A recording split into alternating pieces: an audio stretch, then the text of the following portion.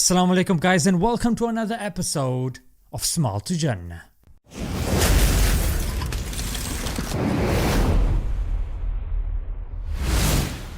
A famous YouTuber slash Instagrammer has come out and announced that she is now taking off the hijab. Because a couple of days ago I stopped wearing my headscarf. I feel like the incongruity of my not wearing it in my personal life and then putting it on for my online videos, it didn't feel right. Now what's very interesting is that she's been on YouTube for a very long time, and I have never seen any of her videos with the hijab in the YouTube trending section. Now suddenly when she decides to take off the hijab, YouTube has decided, hey, you finally qualified to be in the trending section. Maybe it's one of those unanswered questions of the universe. I wonder what the criteria is to make it on the blessed trending section. Look, I'm not a religious figure. I've said that from day one.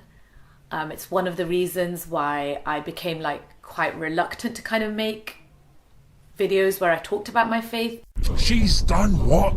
She's taken off the hijab? Bro, you gotta expose her. You gotta refute her. You gotta call her out. Nah, I don't think so. Oh, let me guess, you're gonna judge her now, right? Yeah, all you brothers are the same. Self-righteous, handsome hypocrites. Hang on a minute, did you just call me handsome? Is that the phone ringing?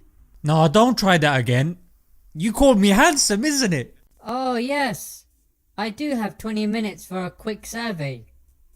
Go ahead. It's my new friend Vikram. Can you excuse us, yeah?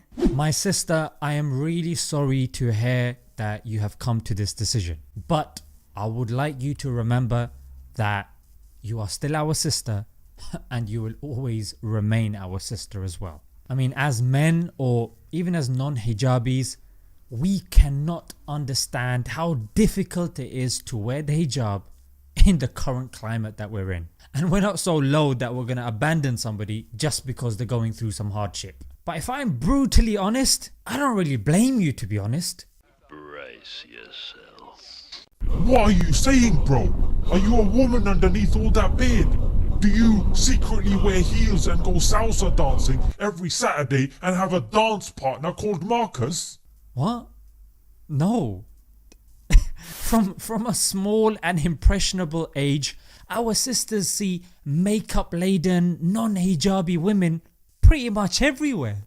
From when they're young and they get their play dolls, to when they're watching the cartoons and TV shows and magazines that they're reading, to social media where they are bombarded with photoshopped and face-tuned selfies that get loads of likes and praise and attention, and naturally they feel left out because they don't even get that sort of praise from their own family members. I mean, where's the father? He's too busy working. When he comes home he's tired. Try to tell your daughter every now and then that she looks beautiful so she doesn't need that validation from other people. Even when it comes to respectable platforms like news anchors, yeah, or female government leaders, or I mean even our school teachers, all pretty much non-hijabis. And because they're exposed to all of this, is it any wonder that our sisters don't feel like they fit in? And what's the Islamic narrative that they're getting to combat and curtail all of this? The first place should be at home, in the integral first 10 years of their upbringing. But like I said, the parents are too busy either at work or on their phone watching their dramas, or they're just dealing with issues and problems of their own, or they just get pawned off on the madrasa a couple of hours in the evening when they're knackered, where they go and they just read the Quran in Arabic, so they're not really getting an input of practical, applicable knowledge of Islam in their daily life. So because of the absence of parenting, the kids spend an extortionate amount of time in front of the box. Yes, where all they see are people that aren't practicing their faith. So to these small and impressionable minds, to them this is the norm, and this image is being constantly bombarded into their subconscious, mate. And whilst all this is happening, boom, hijab time, mate. Yeah, that's right. Naturally, as they wear it, most probably don't even know why they're wearing it. I started to wear the headscarf. I started to wear my hijab when I was 22 years old. A lot of you know this. It was a spur of the moment decision, and it surprised quite a lot of people in my life. And now I've decided to stop wearing the hijab. Again, it was a fairly spur of the moment decision. And on top of that, the normality that they're used to seeing on TV, they're not seeing on themselves. People treat them differently, and of course, because they're wearing the hijab, they're expected to behave better than other people, even though they are pretty much in the same boat as everybody else, but they just have a hijab on.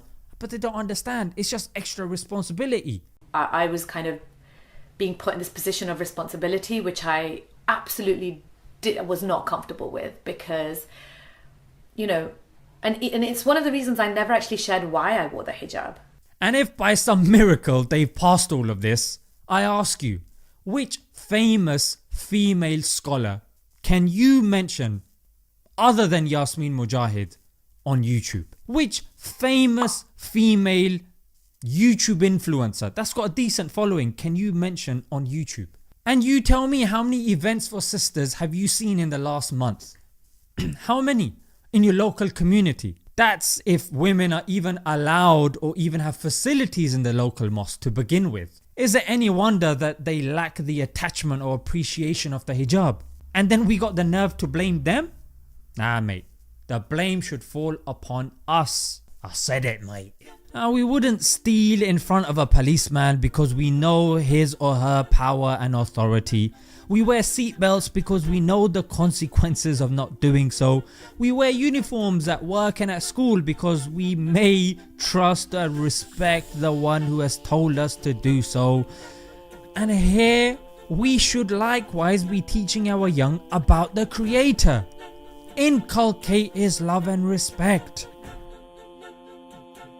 If they have this, they will automatically appreciate His injunctions as well. And you won't have to tell people it's fard, or that they're sinning, or they've reserved their place in the hellfire and all that sort of stuff. Now a question arises, alright mate, enough of the lecture, what do we do now? Well, firstly, understand and appreciate what the sisters are going through. Give them more opportunities to educate, edify and enlighten themselves on the religion of Islam, and help them access the people and the material that will help to inspire them and that will help to motivate and keep them going. And as for the sisters that watch videos like this of influencers taking their hijab off, of other sisters with hijab getting attacked on the streets because of Islamophobia, that get minimal support within their communities and even at home, but they continue to wear the hijab, all for the pleasure of Allah.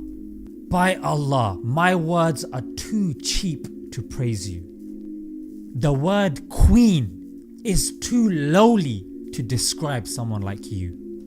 And that's why I can only leave it to Allah to reward you. Guys, I don't think anything else needs to be said. Let's leave it there. Until next time. Assalamu alaikum.